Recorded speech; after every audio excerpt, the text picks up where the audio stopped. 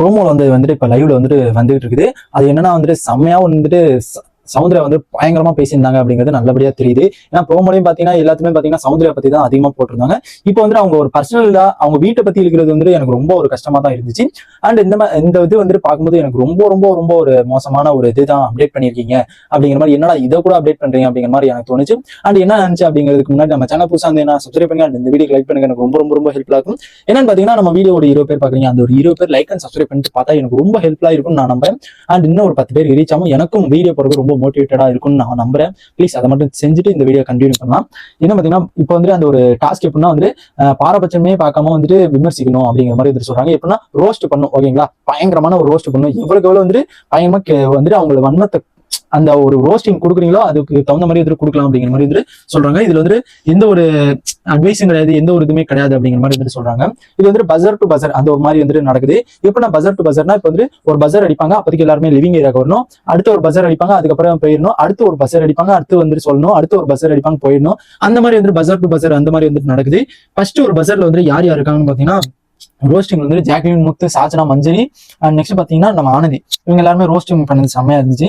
And இதுல சௌந்தர்யா பண்ணது சௌந்தர்யா சொன்னதுதான் எனக்கு ரொம்ப கஷ்டமா இருந்துச்சு. ஏன்னா சௌந்தர்யா சொன்னது என்னடா இவ்வளவு ஒரு பர்சனலா அட்டாக் பண்றீங்களே, வீட்டை பத்தி இருக்கிறதெல்லாம் எனக்கு ரொம்ப கஷ்டமா இருந்துச்சு.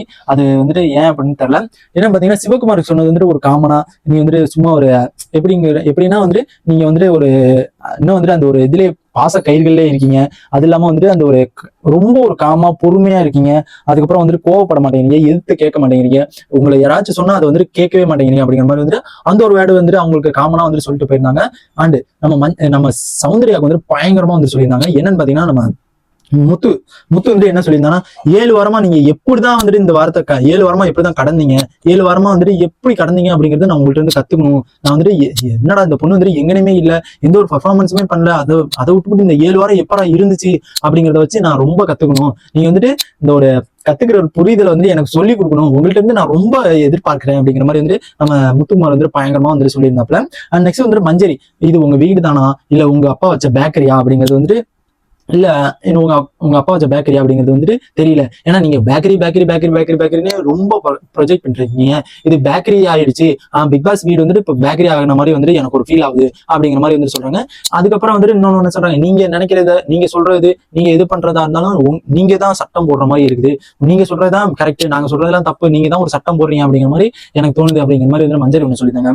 நெக்ஸ்ட் ஆனந்தி என்ன சொல்றாங்கன்னா பயங்கரமா சொன்னாங்க, பிக் பாஸ் பயங்கரமா ஒரு அனௌன்ஸ் கொடுத்திருந்தாங்க. என்ன அனௌன்ஸ்மெண்ட்னா இங்க ஆண்கள் பெண்கள் என்று 2 அணி இருக்குது. 2 அணி இல்லாம ஒரு 3வது அணினா சௌந்தர்யா அணி தான். என்னன்னு பாத்தீங்கன்னா ஒரு டைம் கூட இருக்காங்க, ஒரு டைம் இல்ல, ஒரு டைம் யாருமே இல்லாத மாதிரி இருக்கு, ஒரு டைம் கும்பலா இருக்காங்க, ஒரு டைம் இல்லாத மாதிரி இருக்கு அப்படிங்கிற மாதிரி செம்மையா சொல்லியிருந்தாங்க.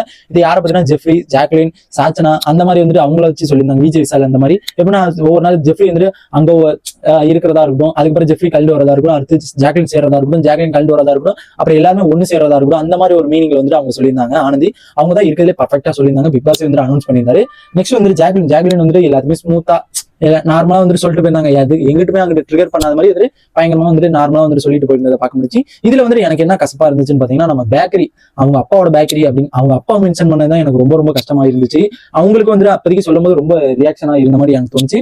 அண்ட் இந்த மாதிரி நெக்ஸ்ட் ப்ரோமோல இன்னும் தரமான அப்டேட்ஸ் எல்லாம் இருந்துச்சுல, அதெல்லாம் ஒன் பை ஒன்னா லைவ்ல வந்ததுக்கப்புறம் நான் அப்டேட் பண்ணேன். இந்த மாதிரி பிக் பாஸோட எல்லா அப்டேட்ஸ் தெரிஞ்சுக்க நம்ம சேனலை சப்ஸ்கிரைப் பண்ணி சப்போர்ட் பண்ணுங்க.